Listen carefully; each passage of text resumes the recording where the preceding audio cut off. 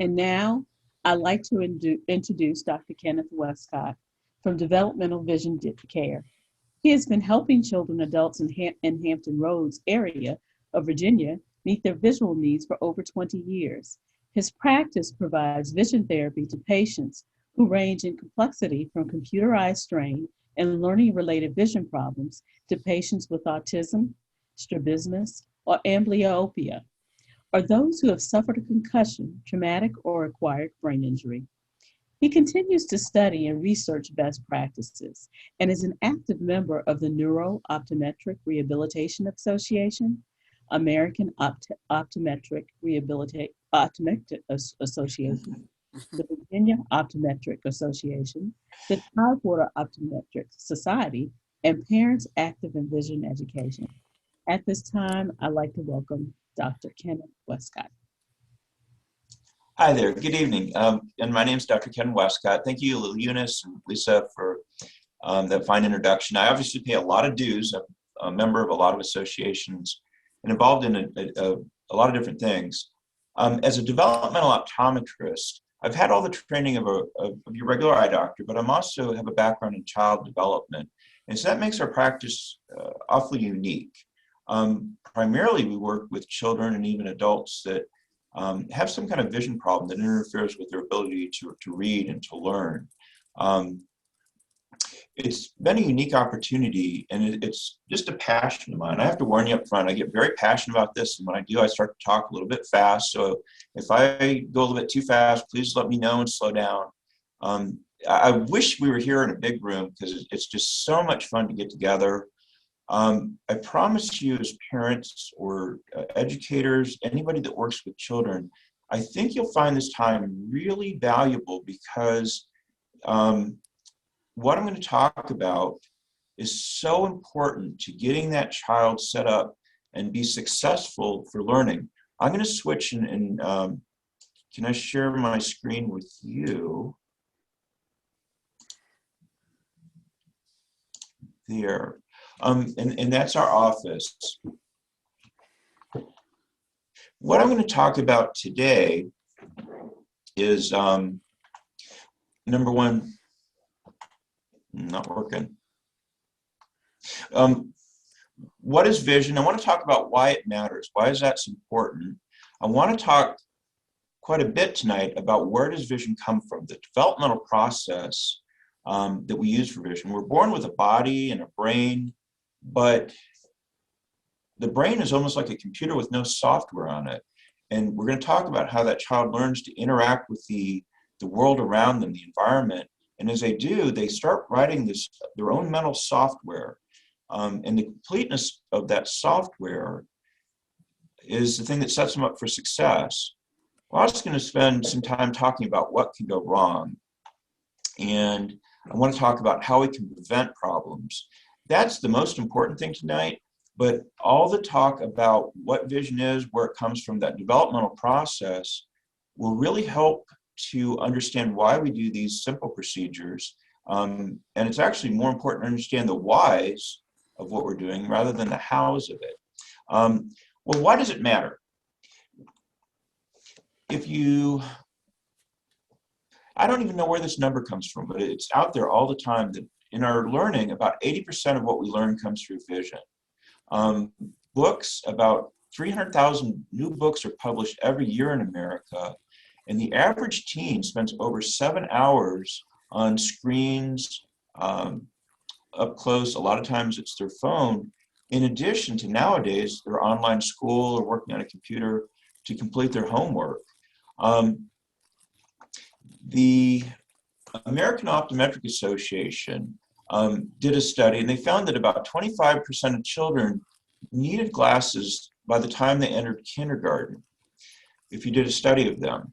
The Journal of the American Medical Association has found that about 175,000 preschoolers suffer from untreated vision problems, and that only 30% of 4-year-olds or less suffering from lazy eye and amblyopia receive a comprehensive examination. For younger children, they're often go through a vision screening with their pediatrician, which is valuable, but pediatrician screenings are looking at eyesight and sometimes that amblyopia is missed.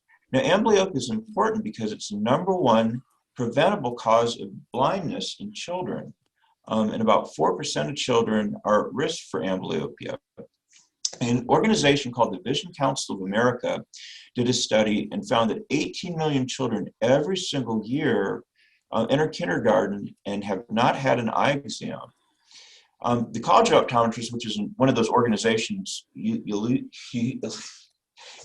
Eunice had mentioned, and they found that about 60% of children that are identified as problem learners, so not necessarily somebody that's in special education or has an IEP or 504 program, but just that child that's not working to their potential in the classroom, about 60% of them have an undiagnosed vision problem. So it's really important that we talk about what that is.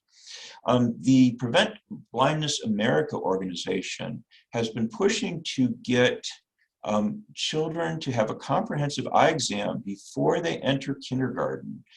But right now, only 26 states require a vision screening, not even a comprehensive eye exam, before they enter kindergarten. And unfortunately, Virginia is not one of them. Well, one of the pioneers in developmental optometry was John Struff from Lancaster, Ohio. And he just had this brilliant observation that when vision's working properly, it instructs and leads. But when it's not working, it interferes. That's what can go wrong. So what's vision? If anything else that you walk away from tonight, I want you to think vision is much more than 20/20 eyesight. Vision is really the way that we identify, interpret, organize, store, compare, and understand what we see. Our visual process creates this internal perception of the outside world that we use to guide our eyes, our hands, our whole body.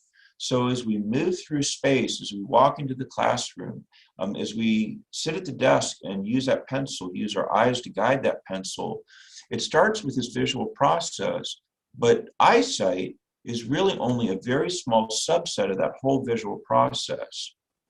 And if you have this kind of view of what, oh, that's what vision is, as a parent, as a teacher, it's going to give you great insights into what causes certain children to tick a certain way. Why do they do it this way?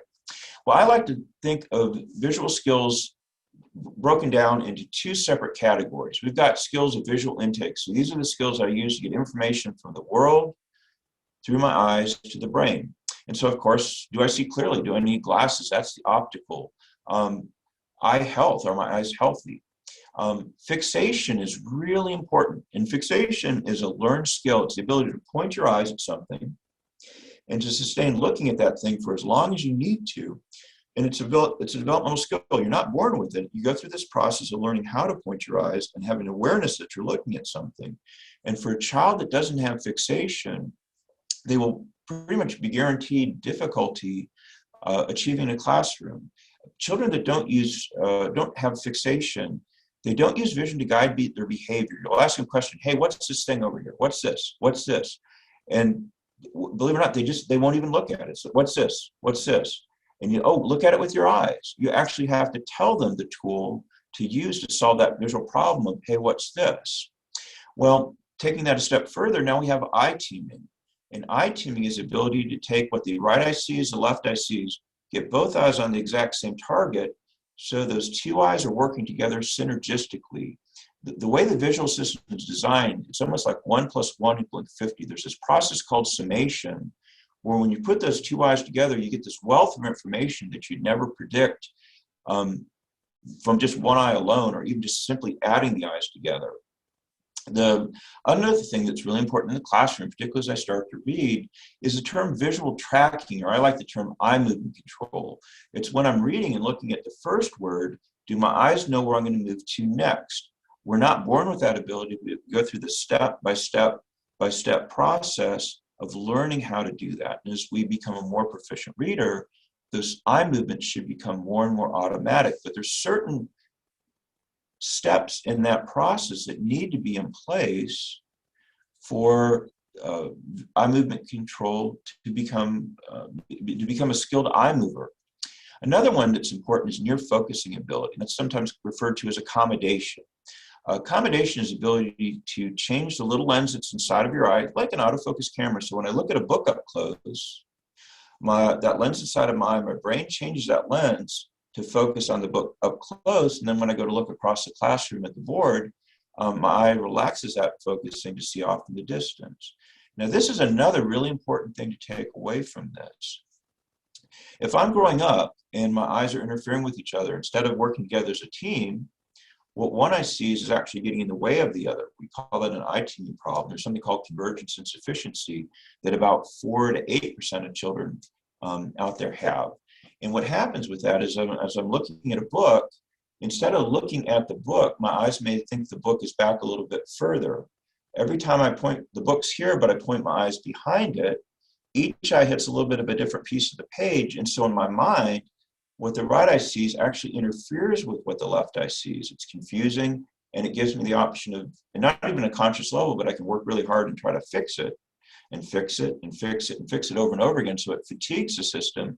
Or I can go into a flight response where this is stressful. Oh, what's that? Where I'm distracted by things out there, or I'm doing my homework and all of a sudden I have this incredible urge to tell you about what happened at school today, or this thing that completely is unrelated to what I'm doing. And it's actually, it's a way of avoiding that stressful situation up close when you have an eye teaming problem.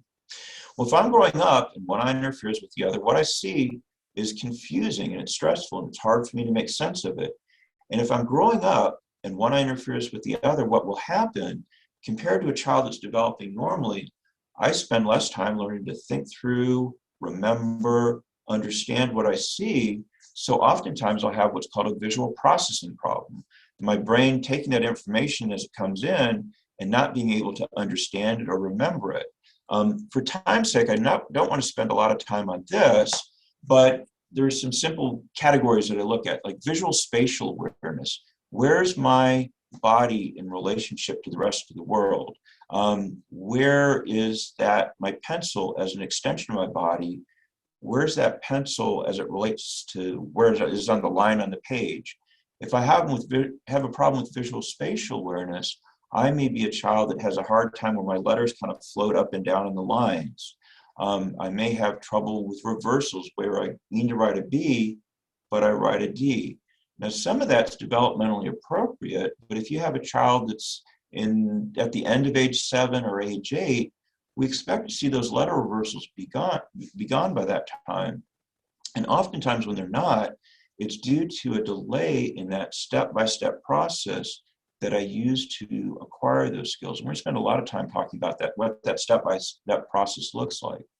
Another one is visual analysis. Vision is really unique as one of our senses. It's the only one of our senses that allows us to have what's called simultaneous perception. When I have simultaneous perception, I can look and make comparisons between this and that at the exact same time. Every other one of our senses, like language, smell, is sequential. It's one thing, and then I look at the other thing. But vision allows me to take in a large area of space and compare likes and differences at the exact same time. If I have trouble with that, I may have trouble remembering the look of words. So I become the struggling reader. The same thing with visual memory. If I don't remember what I see, it's going to be hard for me to remember how to spell words. I won't remember that, like I said, the look of words. So now I'm kind of stuck having to sound that word out over and over again. So the children that we're working with that have problems with this, they just don't remember the look of words. And so it's oftentimes because they have a hard time using both eyes on the same target or even pointing their eyes at that word that they want to see. And so it just doesn't stick. They don't develop that more efficient form of reading. Well, another step-by-step process, once I can remember what I see, now I can start getting pictures in my head. And that picture in my head helps with reading comprehension, solving math word problems, remembering multiple steps of instructions. And another one that's really important, particularly in the younger grades, is something called visual motor integration, or eye-hand coordination. It's the ability of the eyes to guide the hand. So it's really important in forming my letters. Well, that's what vision is, so much more than 20/20 eyesight. But now let's talk about, where does vision come from? Are we born with vision? Remember, we're born with a brain and eyes and a body, but we don't have that software yet. Is it something that we just develop by growth and maturity? Well, as the body grows and gets older, the child gets taller, but that's not what's writing that mental software. Vision comes from that process of development. Development is that process of interacting with the world. I like to talk about all those tools that I've been talking about. How they look at, in a child, is an upside down pyramid. So that baby comes out of the womb, they have a body, they have a brain. Remember, that brain has no programming on it. So it looks like this upside down pyramid. Well, that young child, that infant, interacts with the world, and all of a sudden a light bulb goes off. Oh, I got it. Well, then they interact with the world. They use that block, they interact with the world in more sophisticated ways, and they start developing more sophisticated blocks. That child may be 5 years old up here, but how these skills, how these tools work up here is foundationally dependent on the blocks down below. And so you're born with a body, with the eyes in your brain, in your body, and through time and necessary meaningful experience, interacting with the world around them, that's what causes development. And that's so important, because we're going to talk about what happens if I get a roadblock in that process. Something's missing. Now, we're all missing little places here and here on that developmental scheme, and that contributes to why so many of us have different strengths and weaknesses in areas. But if some of those skills are missing down here, it's something that will cause difficulty throughout all the school years if it's not addressed. Well, a way to think about this is the father of developmental psychology was Jean Piaget, a French psychologist. And back in the 1960s, a brilliant man really started looking at his grandchildren and noticed that, they're not really miniature adults. They see the world differently. And one of the things he noticed is they seem to go through these rather large stages. And the stages for this talk aren't as important, but I do want to point out that the first stage that he mentioned was called sensory motor. Motor means muscle, motor means movement, interacting with the world, very important. Well, the thing that gets us from one stage to the other is this process of development. And development, again, is that light bulb going off where they just, oh, I've got it, they own it. It's theirs for their life outside of a brain injury, which we deal with those too, unfortunately. If I don't get that developmental process, that aha, Piaget talked about something called high-level learning. So let's go back to that child that has a poor sense of left and right on their body, called laterality. If I don't have a good sense of left and right on my body, what happens is, when I look at that lowercase d or b, it's not that I'm seeing it backwards. I just don't have this developed sense of left and right on my body to orient me and tell me, oh, that's a B, that's a D. And so if I don't have that, now I got to come up with a thinking strategy to figure out what that letter is. And so I may use something like, bed, if you've heard that kind of mnemonic to help you remember, or a B is a stick circle, where a D is a circle stick. You can come up with the right answer every single time, but what will happen is now I have to go through this thinking step. And the more steps I have to think through, the more my brain is involved in these other steps rather than thinking about the actual problem. And it makes me a less efficient learner. Well, teachers will often talk about a learning style, but if you think about children as they develop, they go through this very organized step-by-step process of what tool do they rely on the most. And a newborn is very tuned to their mouth. They are real concerned about eating, but oftentimes they don't even have the motor skills. They see something of interest, they'll fall over and they'll put their mouth on it. And it's not necessarily that they're hungry, but they have so much experience with their mouth. When it goes in their mouth, well, now all of a sudden they can wrap their mind around it. They just, oh, I get it. I understand that at that level. Well, the next step is now, as motor skills develop, I can pick up that red shining block, but guess where it goes? Right back in the mouth, because I'm still that oral explorer. But given time and necessary meaningful experience, all of a sudden that hand takes over as the dominant tool. So this is your toddler, your terrible 2-year-old. They come into a new place, and what do they have to do? Touch it, touch it, touch it. And the reason they're doing it is they're trying to learn. They're trying to discover it. They don't have the communication skills to ask about it. That tends to be one of the reasons they're the terrible twos. They have wants and desires, but they don't have the language skills to express it, particularly if they're delayed in that. Well, after oral, then tactile, the next stage that we go through is language or auditory communication. Hey, mommy, what's that? What's this? Daddy, why is this? Why is that? At that stage, learning just explodes. It's incredible how quickly these children are developing, learning new words, many words every single day. They're adding new words to their language and their repertoire. Well, after auditory, after communication, then comes vision. So vision is one of the last senses to become well controlled. And we want to see that become what I call the dominant process in the human being. And what that means is not that we don't use these other senses, because a really solid education takes advantage of that multisensory approach to learning. But if you look at the kids that have the most success in the classroom, they tend to be that eidetic learner. They remember what they see. Oh, that was on the 3rd page of my notes. It was right up there. They're using vision to organize and store that information for quick and easy retrieval. And we want to set our children up to be successful in this. Well, so again, vision is developed by interacting with the environment around us through movement and touch. Play is so important. If you take a ball of yarn and put it in front of a kitten, you don't have to teach them what to do with that ball of yarn. They're going to go nuts on it because they're honing their skills. And that's the exact same thing we see going on with our young children. We want to give them a rich, sensory-rich environment where they can get out there and play and hone those skills. It's so important. Well, what can go wrong? Let's talk about some of those roadblocks. So think about that process that we talked about of learning. Think about muscles. Muscles develop in a very orderly sequence. I get control of my arms and legs, my gross motor skills for crawling and then walking. And once I have a firm foundation in gross motor skills, what comes on next but fine motor?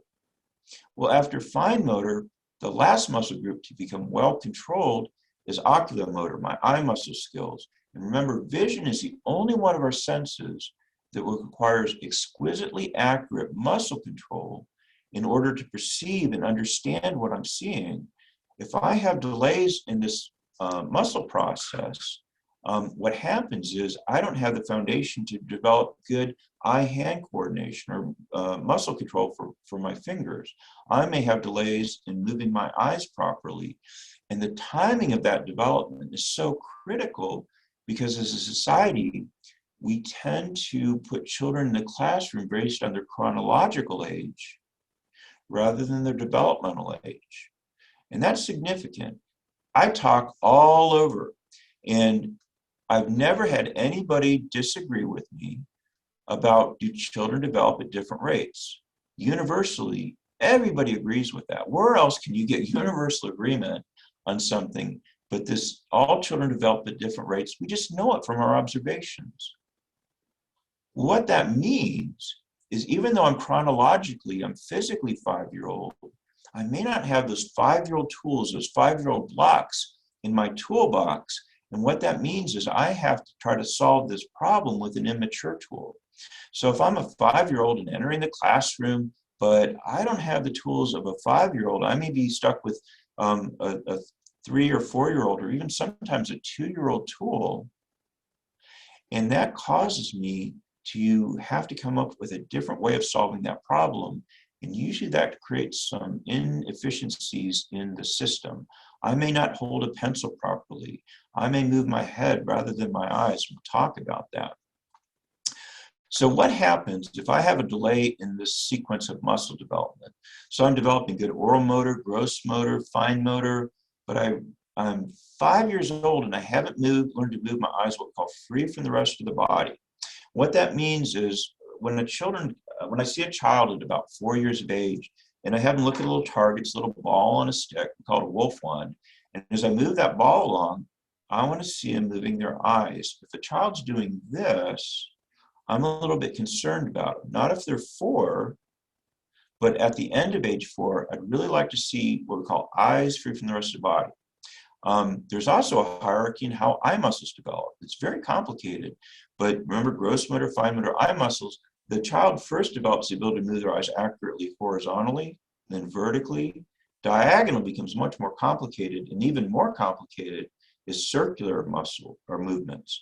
In a circular movement, you've got 12 muscles and 3 brain centers that are all having to work together and coordinate to make that eye movement go smoothly. Well, if I haven't learned to move my eyes free from the rest of the body because I'm a little bit slower at acquiring those skills, which we all agree that all children develop at different rates, what that does is it presents a problem for me. When I go to learn, I may not have the necessary eye movement skills I do. So when I go to read, we have the child read a book, and what do? They move their head. The boy had a dog. That's a big concern, and honestly, I think that's one of the biggest mistakes that we make in education is we don't look in that developmental toolbox and say, yep, got it, well, you are so ready, or yeah, you're a little bit behind. Let's wait a little bit before we put you in the classroom, or wow, this child is definitely behind others. Maybe we need to start some kind of early intervention with them to set them up for success in the classroom. That muscle sequence is so important because I see so many children that now didn't have the ability to move their eyes free from the rest of the body when they first started to learn to read. So the more they practiced reading, what do? They move their head. And the more they practice that head movement, the more it becomes embedded in that software in the brain. And the next thing you know, they're 8 years old in 3rd grade, and they have to think so hard about keeping their place when they read that they don't have enough brain left over to keep their place or to remember what they're reading. I see even adults that are head movers. And adults that are head movers will oftentimes complain that, well, I can read, I really don't like to. I don't know, whenever I sit down to read, after like 5 or 6 pages, I will find myself looking at the word on every single page. I'll go another couple of pages and it dawns on me that, I just looked at every word in those last 2 pages and I have no clue of what I just read. Now, when I'm in a group of people, I love it because there will be 2 or 3 or 4 people in a large group that they just laugh because it was so them. And a lot of those things will have an impact on what they choose as a career. Reading, I can do it, I just don't like to. Why would anybody want to do that? And so they're going to maybe go into a career that doesn't require as much reading. They're going to be, if they have the perceptual skills, they develop them over time, they may be an engineer or somebody that likes to work with their hands, which is great. But if those tools are missing, it kind of limits the options that I can go into. Let's talk about a severe delay. So let's say I'm growing up and I may be that child that has a little bit of trouble with oral motor control. I'm still drooling. I'm still an oral explorer. I see something new, where does it go? Into my mouth. That's a concern. I may have delays in gross motor. If I have delays in gross motor again, I may not be really good at controlling my hands. I need to work with an occupational therapist to learn those fine motor skills, or a physical therapist to work on the gross motor control. Sometimes there's some overlap where occupational therapists will work with that too. They're a great ally of mine because they help set me up for success. Well, if I have delays in gross motor or fine motor, guess what? I'm not going to be a very skilled eye mover. And just think about it. If I'm a head mover, what am I doing? I'm moving 10 pounds ahead as opposed to quarter-ounce eyeballs. And not only that, when I'm moving my head, it doesn't give my brain as much feedback about where I'm looking. So now I have to think harder about keeping my place. The more I think about that, less brain I have left over for reading. Well, let's go back to that exploratory tool. So what happens in that process if I hit a roadblock that prevents me from going all the way up to being vision as my dominant tool? What'll happen is I'm going to be a poor reader. I may be an auditory learner. If mom reads that story to me, and again, this is not children that are preschool or kindergarten age. These are children that are, well, we'll see children in our office Some 5-year-olds, if it's caught, usually by another professional, will notice something and refer them to us, another eye doctor. Sometimes 6 and 7-year-olds. I'm seeing more and more younger people are back. When I first started this about 20 years ago, we'd oftentimes see 3rd graders that were really successful readers in kindergarten, 1st grade, but all of a sudden 3rd grade hit, and oh man, it just all of a sudden this child that used to love to read just does not like to read anymore. They just don't feel successful with it anymore. And I wish I had a group to see how many people knew the answer of why that is. But what it is now all of a sudden in 3rd grade, we've introduced the chapter book. I'm reading for longer periods of time, more words on a page, in longer paragraphs, a longer and longer period of time. And also there's that transition in up to 2nd grade. Educators often tell me that we're teaching children the process of reading. They're learning how to read. But 3rd grade tends to be that transition where now we're using learning as an important, reading as an important tool for learning. And so if I hit that roadblock in that process, I'm not going to be able to use vision. So I'm going to deflect, and I'm going to be more that auditory learner. If I hear it in the classroom, I can remember it. If somebody reads me that story, then I can remember it. But if I have to sit down and read it myself, just nothing. Well, a severe delay in this, again, would be somebody that is that really struggling learner. Oftentimes, they're going to have gross motor delays. So they're working with occupational therapy, speech and language, physical therapy. And so if you have delays in that, it's not uncommon for me to see that child at a certain point where I'm going to build on the foundation that all these other professionals have laid for that child to be successful. Well, how do we fix these problems? I guess if there's any questions too, be sure to text and let Lisa know. She was going to let me know if there's anything that you guys want to hear an answer to at the end. I'm going to try to, that's one of the reasons I'm probably talking so fast. And I want to save some time at the end to answer questions because I usually get a lot of questions. This is one of my favorite talks. And honestly, we can't prevent learning problems completely, but from a developmental standpoint, we can really help set that child up for success. Well, how do we fix these problems? In my office, the things that we do, sometimes we have a child that needs glasses. They can't see clearly in the classroom. Of course, they have difficulty. And that's what we call a compensatory lens. Well, sometimes we also use a treatment lens. Now, a treatment lens is a little bit different. The compensatory lens is what most people think of with glasses. It's just designed to help them see clearly. A treatment lens is a little bit different. Anybody that's worn glasses, you get a new pair of glasses, you put them on, and you feel a little bit wobbly and dizzy. Well, that's because it's distorting your sense of spatial perception. Well, if lenses as a side effect cause a problem with spatial perception, what can happen is I can use a lens to modify how that person's perceived space. And like, remember that example of the convergence insufficiency, where they tended to perceive things further behind where they really are. Well, sometimes I can use a lens to get rid of some of that mismatch so the eyes can work together more efficiently. In other words, they can work for a longer period of time before they're going into flight. They get their homework done sooner. That's really exciting. The big guns for me are vision therapy. Vision therapy is a step-by-step process that we walk the patient through. We will design a custom kind of treatment protocol depending on the needs of that patient. And really what we're doing with that upside down pyramid is, even as an adult, I'm looking what's missing in that, lower stage of the pyramid, and what do I need to do to fill in those blocks? Well, this person may be 30 years old, but they're missing a block down here because they were an early walker. They didn't learn to coordinate right side versus left side, and so there's still a problem. They still have a problem even as an adult. And it doesn't mean that they're uncoordinated, but if that foundational movement pattern is not in place, even for adults, those high-level skills will not function like they should. And what's really cool about this, it's really exciting, is if you can figure out what's missing and come up with an age-appropriate way. So let's say this adult didn't crawl. They walked at 10 months or 9 months, way before they should. They didn't get out of crawling what they should have.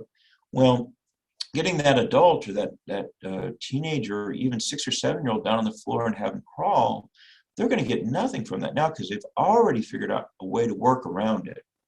Well, so now we need to come up with an age-appropriate way to get them to have that same developmental experience that they missed.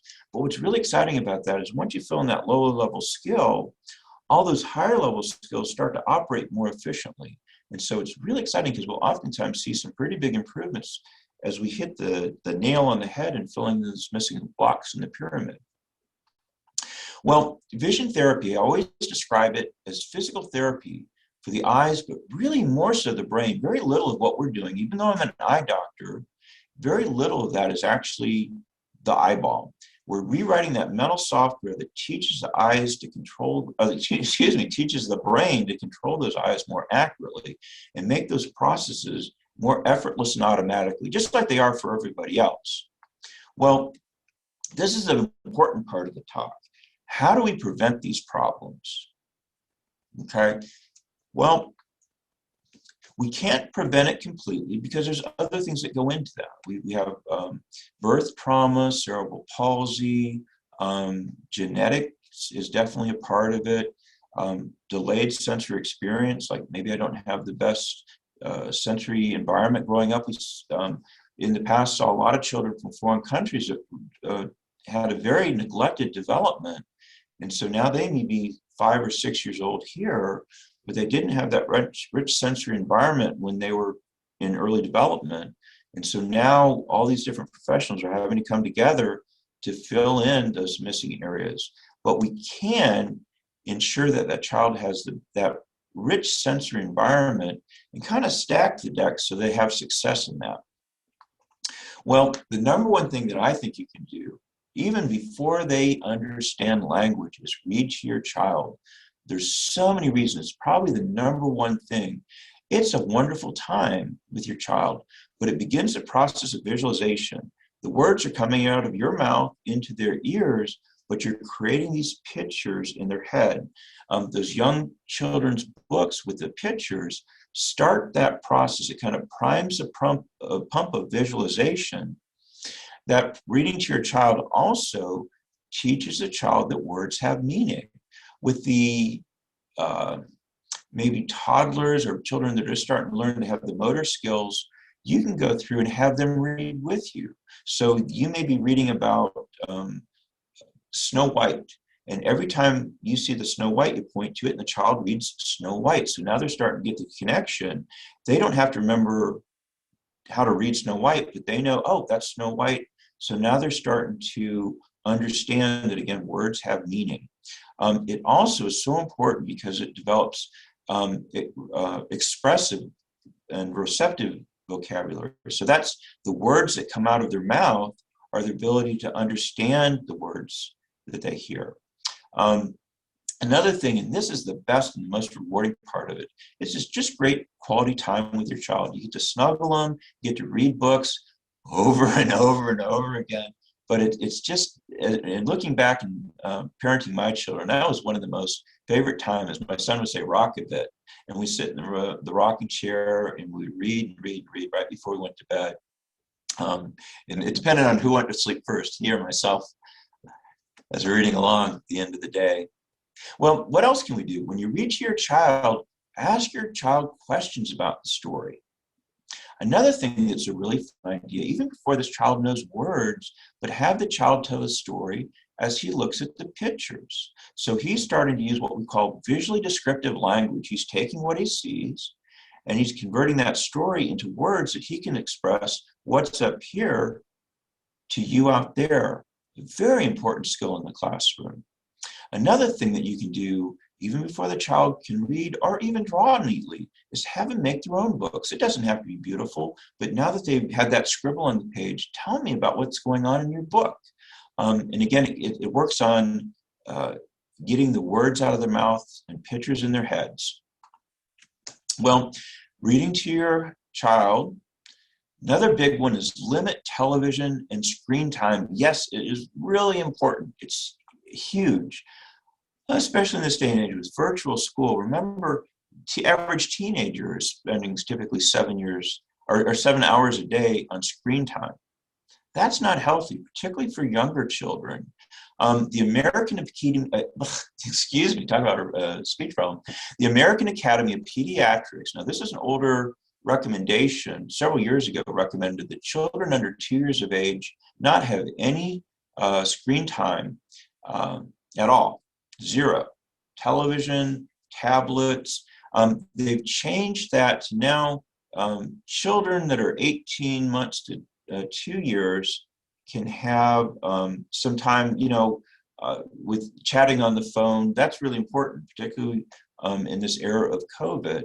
But above that, we want to see children between 2 and 5 have no more than 1 hour of screen time. Honestly, how I look at that, it's almost like developmental poison. If you're sitting there and interacting with a screen, you're not interacting with real things in real space. And again, it's like that ball of yarn and the kitten.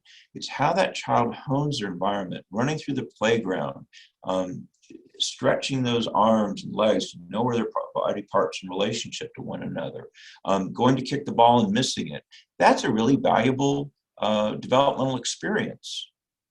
Well, if they're sitting there and watching television, where the visualization is done for them, what's the difference between somebody who's a pleasure reader, but between that adult that, their brain shuts off after 5 or 6 pages and they don't remember the words on a page? That person's never going to be a pleasure reader. And if you ask them, that pleasure reader is a person that, they get a new author and it's this process they go through.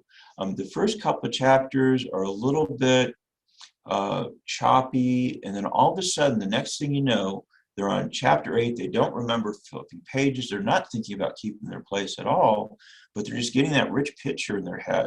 And it's just so much better. The book was so much better than the movie. Well, their spouse inevitably is probably somebody that, I'd like to read the book. Oh, but the movie's so much better, because they want that visualization done out for them.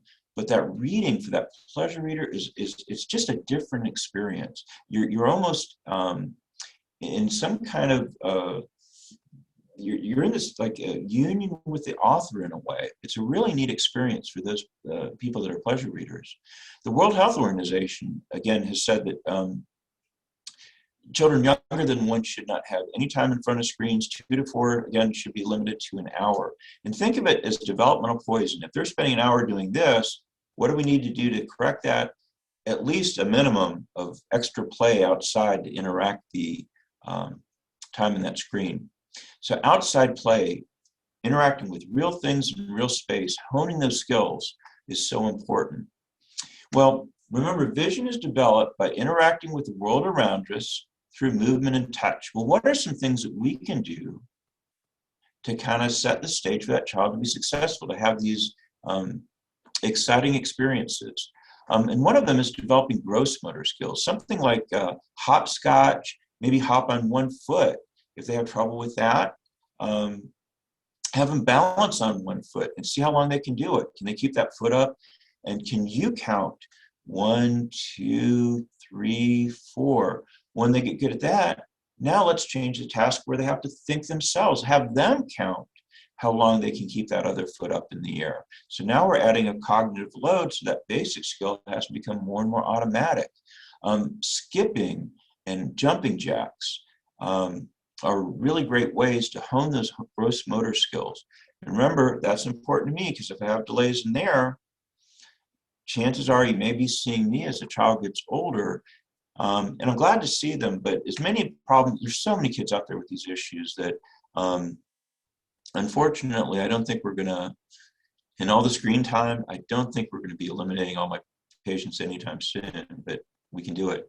Another good one, I love this, is wheelbarrow racing. So we're working on bilateral integration, that ability to coordinate right side versus left side. Well, I've already figured out how to walk around, get around crawling. So what you can do is pick that child up by their legs and have them coordinate right side versus left side. Now all of a sudden they have to know where their body is in space. They have to balance as they shift weight from one hand to the other. So it's a great experience for that. And when they get really good at it, you can have them do a cross pattern wheelbarrow, where now one hand has to go to the other side of the other. It's not easy to do that. But as you work with your child, they can hone those skills, and it just sets them up for success. Another thing is, remember, Big muscles develop before little muscles. And another problem that would come in, if I don't have the fine motor skills to hold a pencil and try to hold it so you can see it with what's called a tripod grip, where the pencil is really held between these two fingers and resting on the third. That's the ideal way to hold a pencil. And the reason being is it gives me a much larger range of motion. I don't know if you can see how much that pencil moves just with my fingers. And it's just like that child that's moving their head rather than their eyes. The way the body's designed is those smaller muscles tend to be more accurate and take less energy. So when you're writing, the motor patterns that I use most often for being a skilled writer is pivoting at the elbow, wrist flexion and extension, and then finger extensions. I call them push-pulls. And you want to see the majority of movement being able to come, not in amount, but in frequency. You want to see the fingers being the things that are guiding the pencil. If I haven't honed those fine motor skills, what happens is I tend to have an immature pencil grip. I may hold the pencil like this, and what am I doing? I don't have the range of motion here with this finger, and I'm using larger muscles, the forearm and shoulder to write. Anytime you use a muscle, a big muscle for the job of a little muscle, it's generally less accurate and more fatiguing. So what do we do if this child is developing cognitively? They're ready to learn their letters, but they haven't honed the fine motor skills to write. Well, what we want to do then is teach them with their large muscle groups. And a really important thing to do as a parent of a preschooler and even kindergartner is to make sure that child forms those letters the proper way. I can't emphasize that enough. Really important to get your preschooler holding that pencil with that tripod grip. And there's a certain pattern how each letter should be formed. What oftentimes happens in a busy classroom is we're more excited about the child being able to make that letter look like an A, rather than them going through the proper path of forming that A. And the more they practice forming that letter in the improper path, what happens is that embeds that bad skill. So now when I go to write, I'm not an efficient writer. So let's stress the proper letter formation. I'll have a resource on that for you. So if we don't have the fine motor skills for this, but we want to learn our letters, we'll start having them hold larger things. Maybe work on a chalkboard or a whiteboard. Here we can draw the lines, and I can even write that on the whiteboard first, and then have the child trace over those letters so that they're respecting that proper path to form the letter and using their eyes to guide their hands. But now we're encouraging the movement of large muscles because they develop sooner. Another thing that we can do is to use a salt tray. So you take a cookie sheet and you pour salt in it. The nice thing about that is you just wipe it, it melts, and it cleans right up. So it's an easy thing to clean up. But again, we're using the larger muscles to form those letters in the proper orientation. Another thing is it's really important to hone those fine motor skills. I want you to set them up for success so they don't have to come see me when they're older. So anything we can do to work on fine motor skills. We have an activity called counting beans and rice. There's a couple of activities I'm going to talk about, and if you'd like a copy of that, just let us know through the chat, and we can make sure we get you a copy of these procedures that we do in the office that are really helpful for the younger kids. And it's much easier to treat it when they're younger before it's become an embedded bad problem that they have to come in the office and see me for weeks and weeks at a time. So counting beans and rice teaches them to remember the look of numbers. Another hierarchy that we go through when we're learning is what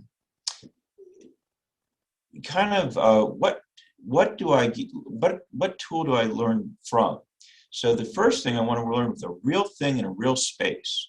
I wish I had my apple here, but we have an apple, a real apple. So now I know what that apple, multisensory, I know what that apple smells like, I know what it feels like, and yum, I know what it tastes like. Well, after that, when I know that what an apple is, in my object concept of apple, I can look at a picture of an apple, and I know what that picture represents. I can't smell, it doesn't smell like an apple, and it for sure doesn't taste like an apple. But when I see that picture of an apple, I can connect that with what it smells and tastes like. Well, once I've got an apple, I can look at a symbol of an apple. It's not even like a picture, it's completely different, but it's a symbol of apple, and like the apple on your iPad. That doesn't look like an apple really, but it's a symbol of an apple, so we know what that represents. And then once I have that, then I can get to the highest level of symbolic representation, and that is the word APPLE. But in order to figure that out, I got to start at the bottom of sensory development, real things in real space, before I get to the higher level of symbolic representation. Same things with numbers. We tend to teach math backwards. We teach them the symbol, oh, the number 4, I guess I'll do it backwards for y'all, is this, but it means 1, 2, 3, 4. Well, we need to teach them what 4 looks like. And so that's one of the things that counting beans and rice is really good with. It also encourages a pincer grasp to hone those fine motor skills. And you want to start with larger cereals, and then maybe work to beans, and then even gummies if you want to, but work to progressively smaller objects. And another thing we can do is get them to work on some bilateral integration. Pick up one with one hand, and then pick up the other with the other hand, alternate them and take it and put it in their pictures. So I think I've got some pictures of what that looks like. And so I have a sweet little girl here, and she's using breakfast cereal. So you can do it in the morning. And that's what 4 represents. And so when she gets that, at first children, when they count, they're counting sequentially. They're not counting quantity. They know 1, 2, 3, 4, 5, 6, 7, 8, but they may not even be pointing to the quantity at the right time. So we're going to start off by counting by 1, 2, 3, 4. And then they pick it up with their fine motor skills and put it in their thing. As a child gets better at that, what you can do is you can set it up behind, say, a screen. We do this with some of our patients that have trouble with math in the therapy, is we'll set up the pattern behind here. We take it away and then put it down. And now we ask them, how many did you see?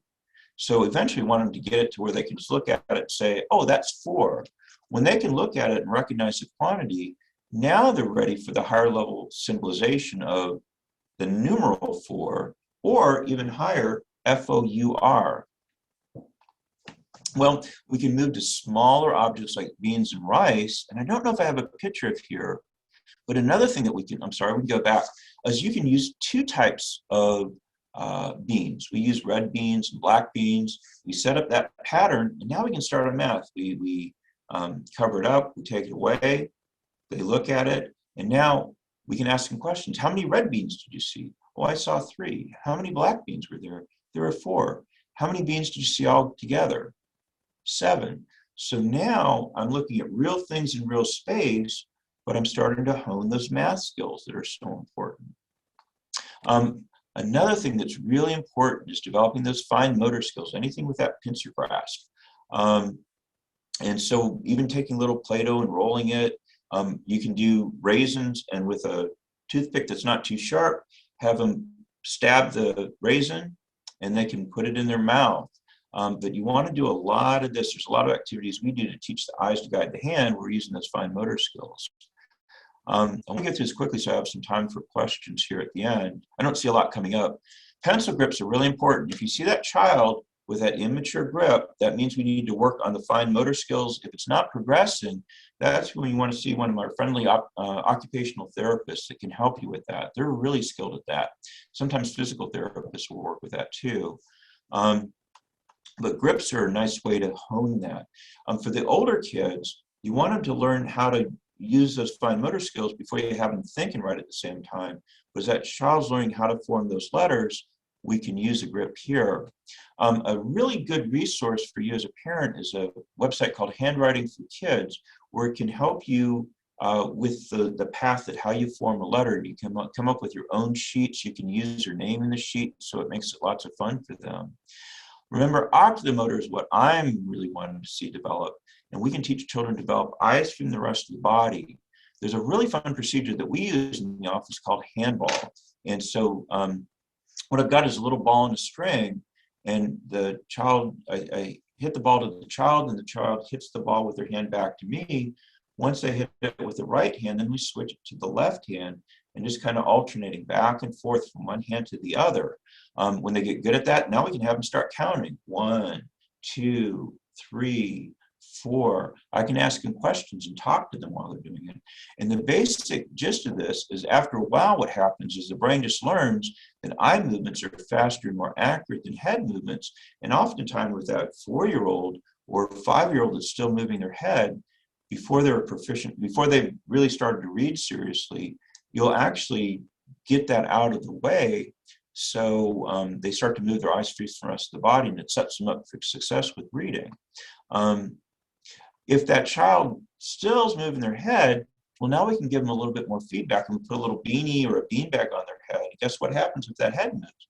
The beanbag falls off. So it starts giving them awareness that their head moved. So the keys to developmental success, developmental activities, are challenge but don't frustrate. Children will let us know if we're pushing them too hard. Some good resources are this book by Margaret Sass on Children's Tomorrow. It talks a lot about motor development. And one of my favorites is back from the 1960s, but it was developed around a school that took these concepts and applied them in the classroom. Thinking Goes to School by Harry Wax and Hans Furs. Generally, you'll oftentimes, it's out of print, but you'll find it on Amazon as a used book, and it's really worth the $6 or $7 that you'll get this. It gives you all kinds of these developmental activities that you can do. Another important question is when you should have your child's eyes examined. Well, I love to see children at 6 months because there's a lot of developmental milestones that I want to see in that developmental process. Are they using both eyes together? Can they sustain fixation appropriately for an infant?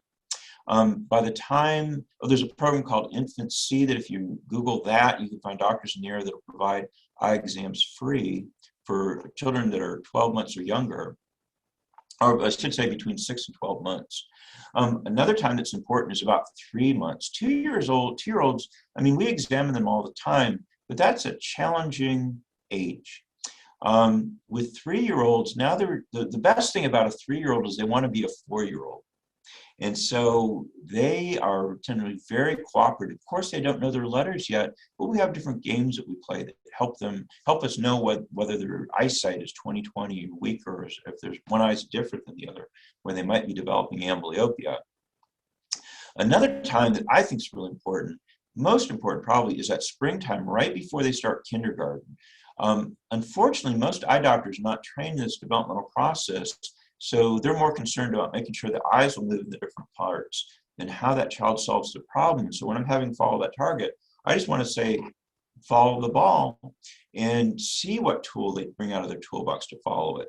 If they move their head, well, then I'm going to maybe stabilize it and see if they can move their eyes in a different part. But if you have that child that's following with their head, it's a red flag. Now, if it's outside of the shoulder, if it goes past their shoulder, that is going to reflexively trigger some head movement. But if it's right out in front of them, they really should start to follow with their eyes at the end of age 4 or at 5, or at least before we really start doing a lot of reading activities. And of course, if you notice any kind of problem, we're very happy to see them. We are a little bit of a different practice. So as you call our office, we may not be the best doctor for you, but we're very happy to recommend maybe another doctor in the area that might accept your insurance or can meet the needs if it's just regular glasses. Another thing to really watch for is an eye turn, even a little bit. This is one of the problems that I hear from pediatricians, that child that has an eye that turns in, oh, well, they'll outgrow it. They may not, probably likely that they won't. What happens is their brain learns to adapt to that. And then instead of being an easy problem to fix, it becomes a much harder problem to fix, where they might need months and months or a year of therapy or even an eye surgery. Another thing to look for would be lack of interest with things up close, or frustration with up close tasks.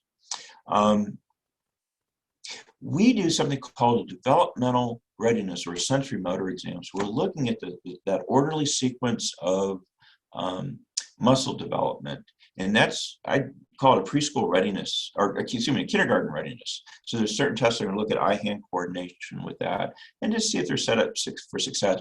The neat thing about that age is sometimes they're so early in the development that just sending them home and doing something like handball for a few months will teach them to move their eyes free from the rest of the body, and they don't need to come in to see me on a weekly basis for months and months, because it's all that matter of timing. You're catching it before we embed that bad habit of head movement. Again, this is our contact information. About out of time. Are there any questions that have come up that people would like to know a little bit more about? Yes, Dr. Westcott, we do have a few questions in our chat box. One of the questions is, how do you feel about eye strain computer glasses? Does it really help children when they're on electronics? Yes, absolutely. Remember, we want to see a child at 3 years, at 5 years of age, before they start kindergarten. And once they're in school, they really should be seen on a yearly basis, not by me, but maybe by your family eye doctor, just making sure that, number one, they're not at risk for amblyopia, because that's our big concern. The number one cause of preventable blindness is amblyopia, and just to see if there's a need for glasses. Human beings were not really designed to spend hours and hours on things up close. That's been a relatively new